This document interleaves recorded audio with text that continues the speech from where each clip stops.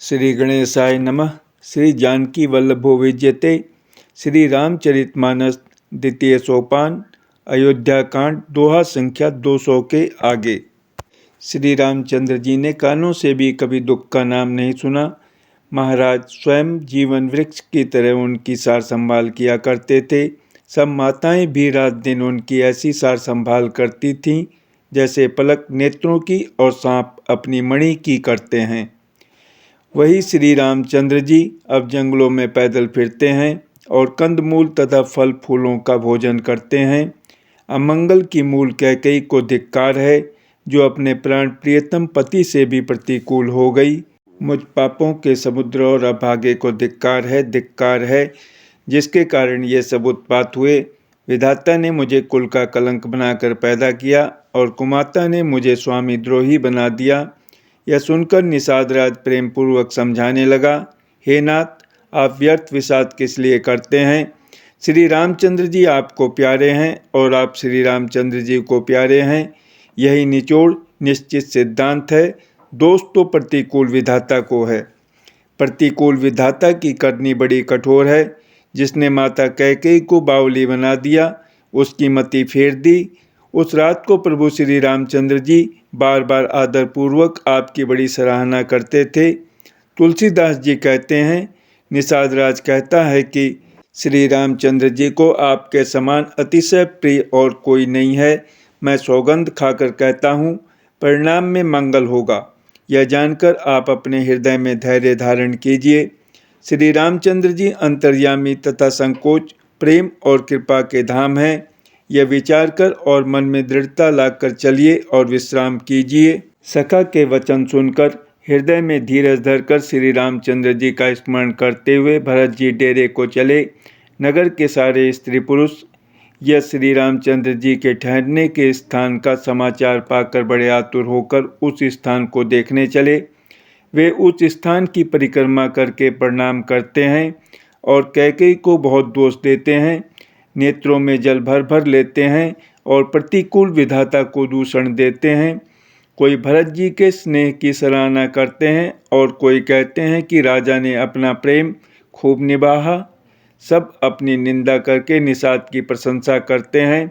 उस समय के विमोह और विषाद को कौन कह सकता है। इस प्रकार रात भर सब लोग जागते रहे। सवेरा होते ही खेवा लगा। सुंदर नाव पर गुरुजी को चढ़ाकर फिर नई नाव पर सब माताओं को चढ़ाया। 4 घड़ी में सब गंगा जी के पार उतर गए। तब भरत जी ने उतरकर सबको संभाला।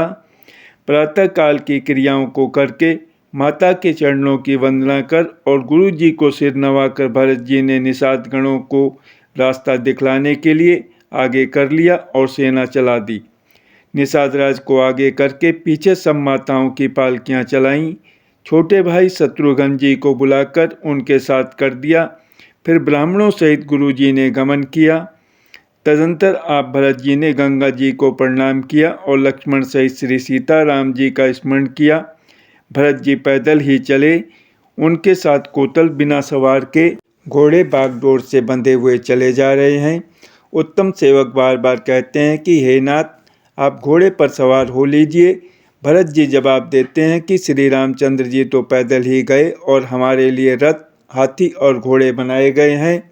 मुझे उचित तो ऐसा है कि मैं सिर के बल चल कर जाऊँ। सेवक का धर्म सबसे कठिन होता है। भरत जी की दशा देखकर और कोमल वाणी सुनकर सब सेवक गण ग्लानि के मारे गले जा रहे हैं। प्रेम में उमंग उमंग कर सीताराम सीताराम कहते हुए भरत जी ने तीसरे पहर प्रयाग में प्रवेश किया। उनके चरणों में छाले कैसे चमकते हैं, जैसे कमल की कली पर ओस की बूंदें चमकती हों। भरत जी आज पैदल ही चलकर आए हैं। यह समाचार सुनकर सारा समाज दुखी हो गया। जब भरत जी ने यह पता पा लिया कि सब लोग स्नान कर चुके, तब त्रिवेणी पर आके उन्हें प्रणाम किया। फिर विधि पूर्वक गंगा यमुना के श्वेत और श्याम जल में स्नान किया और दान देकर ब्राह्मणों का सम्मान किया। श्याम और सफ़ेद यमुना जी और गंगा जी की लहरों को देखकर भरत जी का शरीर पुलकित हो उठा और उन्होंने हाथ जोड़कर कहा, हे तीर्थराज, आप समस्त कामनाओं को पूर्ण करने वाले हैं। आपका प्रभाव वेदों में प्रसिद्ध और संसार में प्रकट है। मैं अपना धर्म न मांगने का क्षत्रिय धर्म त्याग कर आपसे भीख मांगता हूँ। आर्त मनुष्य कौन सा कुकर्म नहीं करता, ऐसा हृदय में जानकर सुजान उत्तम दानी जगत में मांगने वाले की वाणी को सफल किया करते हैं, अर्थात वह जो मांगता है सो दे देते हैं। मुझे न अर्थ की रुचि इच्छा है, न धर्म की, न काम की, और न मैं मोक्ष ही चाहता हूँ। जन्म जन्म में मेरा श्री राम जी के चरणों में प्रेम हो, बस यही वरदान मांगता हूँ, दूसरा कुछ नहीं।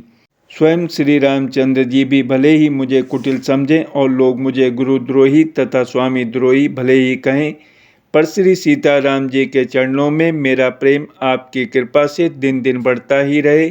मेघ चाहे जन्म भर चातक की सुध भुला दे, और जल मांगने पर वह चाहे वज्र और पत्थर ओले ही गिरावे, पर चातक की रटन घटने से तो उसकी बात ही घट जाएगी, प्रतिष्ठा ही नष्ट हो जाएगी। उसकी तो प्रेम बढ़ने में ही सब तरह से भलाई है। जैसे तपाने से सोने पर आप चमक आ जाती है, वैसे ही प्रियतम के चरणों में प्रेम का नियम निभाने से प्रेमी सेवक का गौरव बढ़ जाता है। भरत जी के वचन सुनकर 20 त्रिवेणी में से सुंदर मंगल देने वाली कोमल वाणी हुई।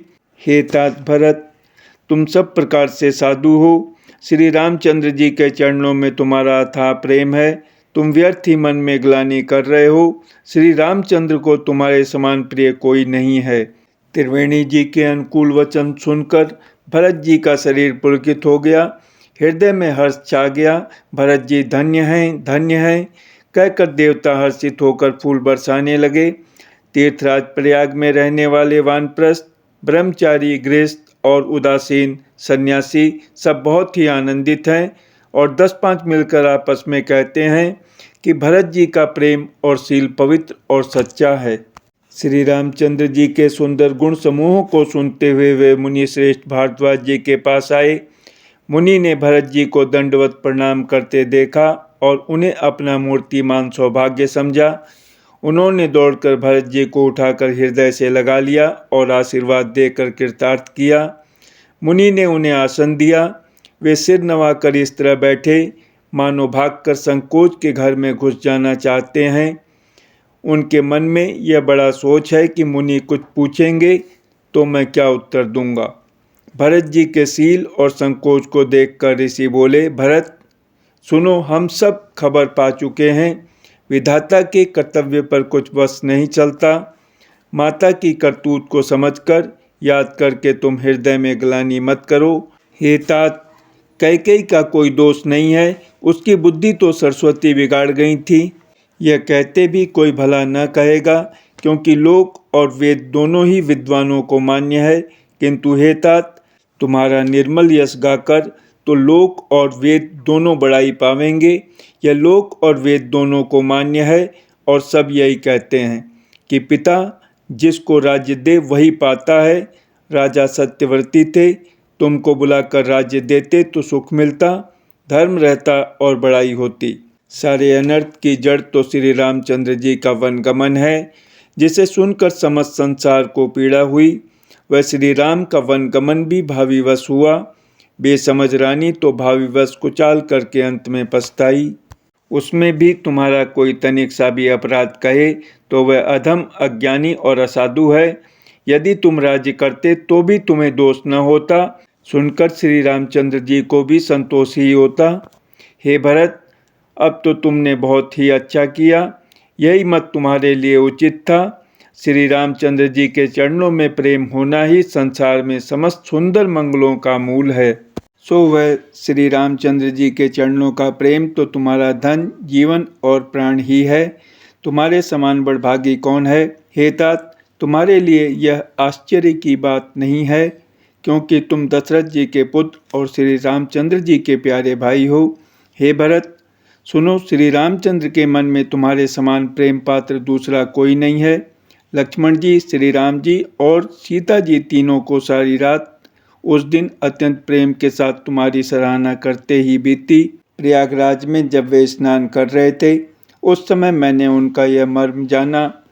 वे तुम्हारे प्रेम में मग्न हो रहे थे। तुम पर श्री रामचंद्र जी का ऐसा ही अगाध स्नेह है, जैसा मूर्ख विषयासक्त मनुष्य का संसार में सुखमय जीवन पर होता है।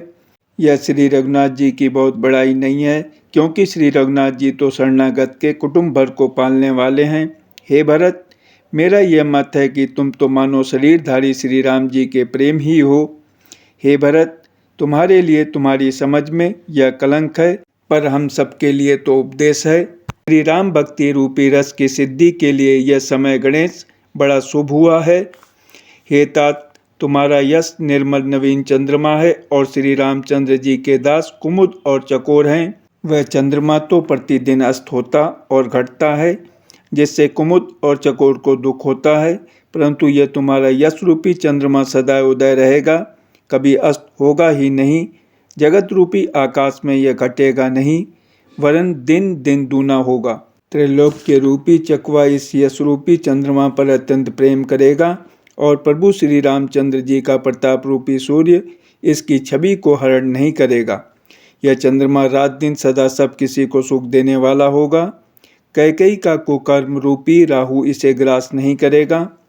यह चंद्रमा श्री रामचंद्र जी के सुंदर प्रेम रूपी अमृत से पूर्ण है।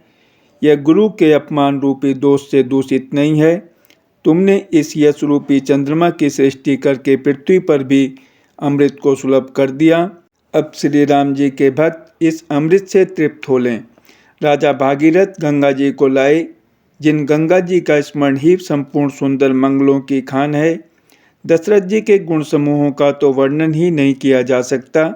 अधिक क्या, जिनकी बराबरी का जगत में कोई नहीं है, जिनके प्रेम और संकोचशील के वश में होकर स्वयं सच्चिदानंद घन भगवान श्री राम आकर प्रकट हुए, जिन्हें श्री महादेव जी अपने हृदय के नेत्रों से कभी अघा कर नहीं देख पाए, अर्थात जिनका स्वरूप हृदय में देखते देखते शिव जी कभी तृप्त नहीं हुए। परंतु उनसे भी बढ़कर तुमने कीर्ति रूपी अनुपम चंद्रमा को उत्पन्न किया, जिसमें श्री राम प्रेम ही हिरण के चिन्ह के रूप में बसता है। हे तात, तुम व्यर्थ ही हृदय में ग्लानि कर रहे हो, पारस पाकर भी तुम दरिद्रता से डर रहे हो। हे भरत, सुनो, हम झूठ नहीं कहते, हम उदासीन हैं, किसी का पक्ष नहीं करते, तपस्वी हैं, किसी की मुँह देखी नहीं कहते और वन में रहते हैं, किसी से कुछ प्रयोजन नहीं रखते। सब साधनों का उत्तम फल हमें लक्ष्मण जी, श्री राम जी और सीता जी का दर्शन प्राप्त हुआ। सीता लक्ष्मण सहित श्री राम दर्शन रूप उस महान फल का परम फल यह तुम्हारा दर्शन है। प्रयागराज समेत हमारा बड़ा भाग्य है। हे भरत, तुम धन्य हो, तुमने अपने यश से जगत को जीत लिया है। ऐसा कहकर मुनि प्रेम में मग्न हो गए। भरद्वाज मुनि के वचन सुनकर सभासद हर्षित हो गए। साधु साधु कहकर सराहना करते हुए देवताओं ने फूल बरसाए। आकाश में और प्रयागराज में धन्य धन्य की ध्वनि सुन सुनकर भरत जी प्रेम में मग्न हो रहे हैं। भरत जी का शरीर पुलकित है, हृदय में श्री सीताराम जी हैं और कमल के समान नेत्र प्रेमाश्रु के जल से भरे हैं। वे मुनियों की मंडली को प्रणाम करके गदगद वचन बोले, मुनियों का समाज है और फिर तीर्थराज है, यहाँ सच्ची सौगंध खाने से भी भरपूर हानि होती है। इस स्थान में यदि कुछ बनाकर कहा जाए तो इसके समान कोई बड़ा पाप और नीचता न होगी। मैं सच्चे भाव से कहता हूँ, आप सर्वज्ञ हैं और श्री रघुनाथ जी हृदय के भीतर के जानने वाले हैं। मैं कुछ भी असत्य कहूँगा तो आपसे और उनसे छिपा नहीं रह सकता। मुझे माता कैकेयी की करने का कुछ भी सोच नहीं है और न मेरे मन में इसी बात का दुख है कि जगत मुझे नीच समझेगा, न यही डर है कि मेरा परलोक बिगड़ जाएगा और न पिताजी के मरने का ही मुझे शोक है, क्योंकि उनका सुंदर पुण्य और सुयश विश्व भर में सुशोभित है। उन्होंने श्री राम लक्ष्मण शरीर के पुत्र पाए, फिर जिन्होंने श्री रामचंद्र जी के विरह में अपने क्षणभंगुर शरीर को त्याग दिया, ऐसे राजा के लिए सोच करने का कौन प्रसंग है। सोच इसी बात का है कि श्री राम जी, लक्ष्मण जी और सीता जी पैरों में बिना जूती के मुनियों का वेश बनाए वन वन में फिरते हैं।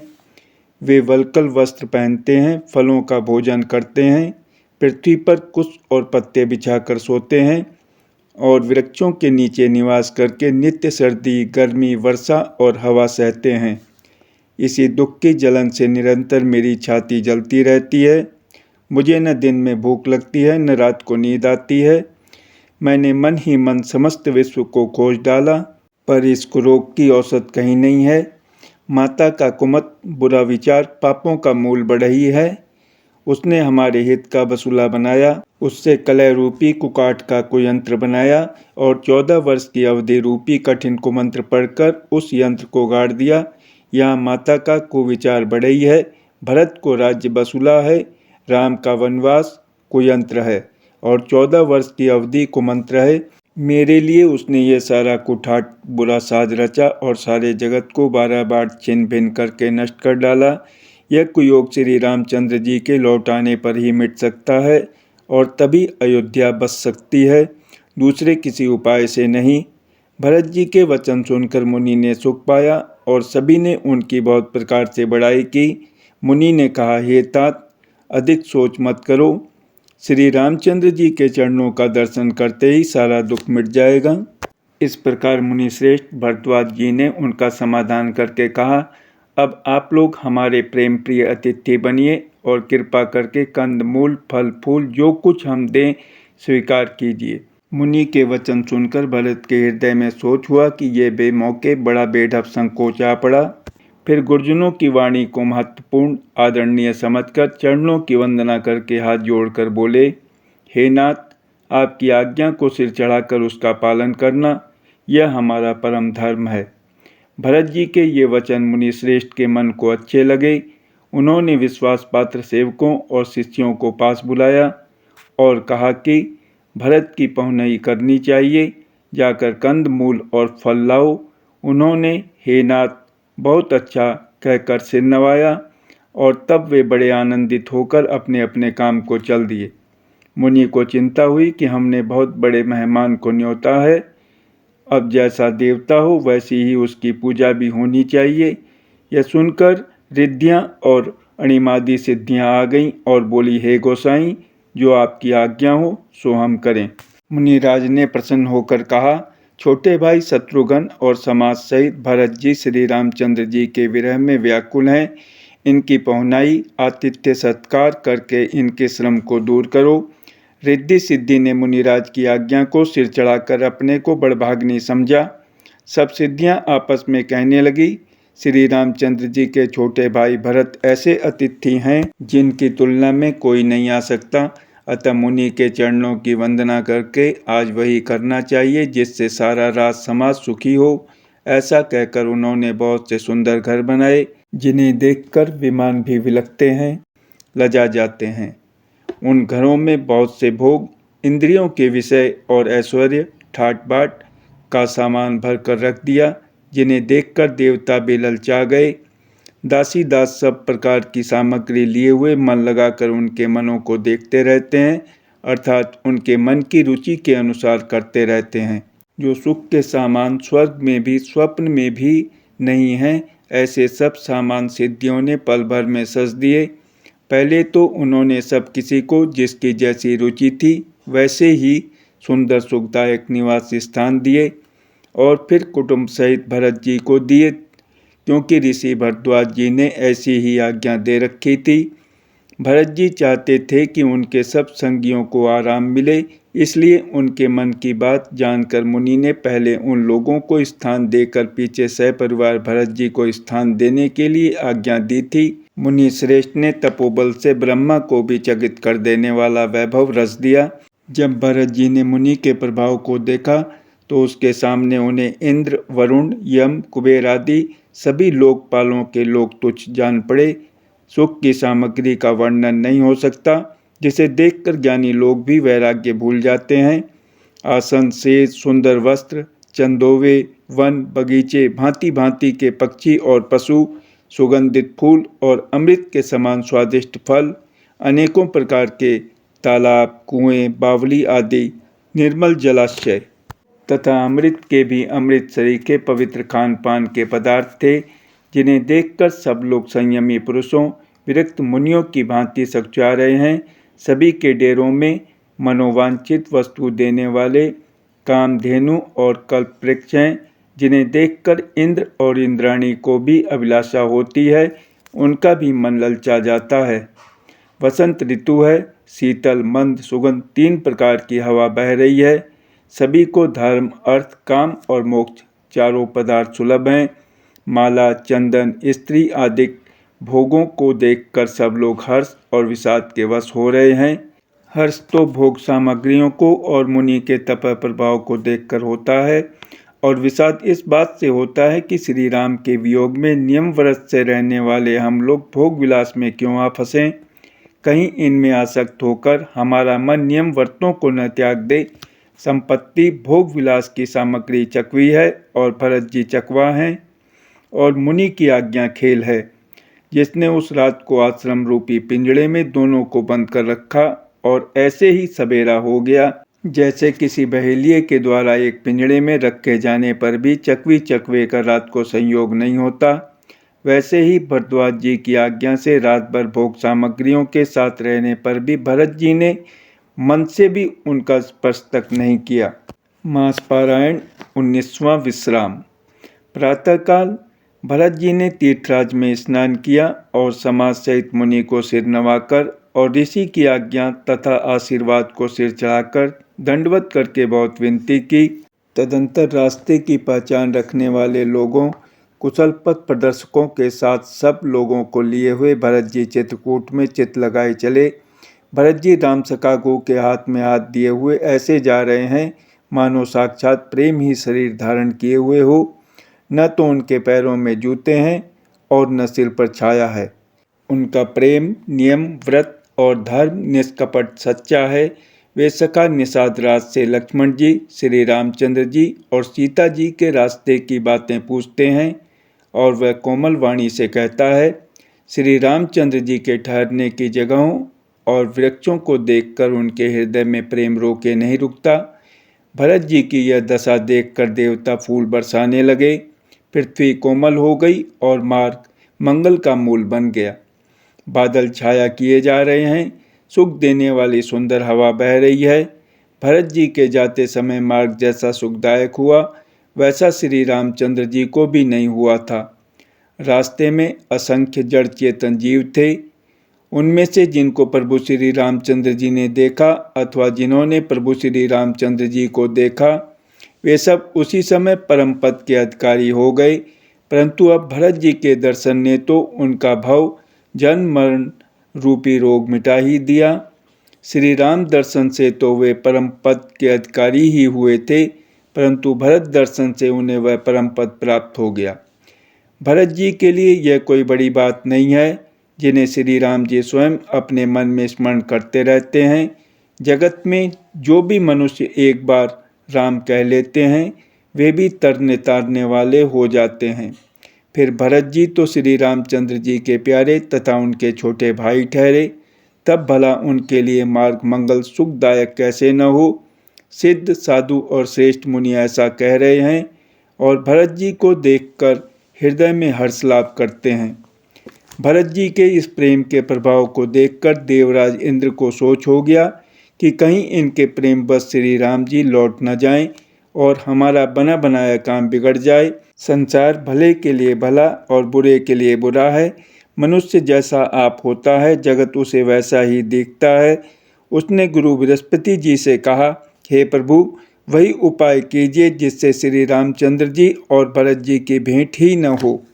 श्री रामचंद्र जी संकोची और प्रेम के वश हैं, और भरत जी प्रेम के समुद्र हैं।